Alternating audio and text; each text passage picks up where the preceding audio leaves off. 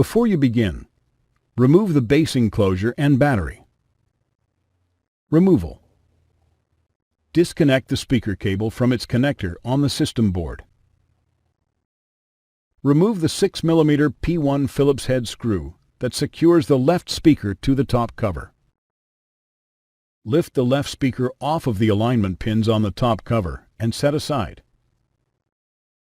Using minimal force, lift the locking bar up on the card reader board ZIF connector and disconnect the card reader board ribbon cable from the system board. Remove the three 2.5mm P1 Phillips head screws that secure the card reader board to the top cover. Lift the card reader board off of the alignment pins on the top cover and remove. Replacement. Place the card reader board onto the alignment pins on the top cover.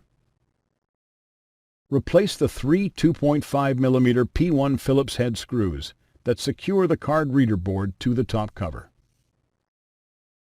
Insert the card reader board ribbon cable into the card reader board ZIF connector on the system board and press the locking bar down to lock the cable into place.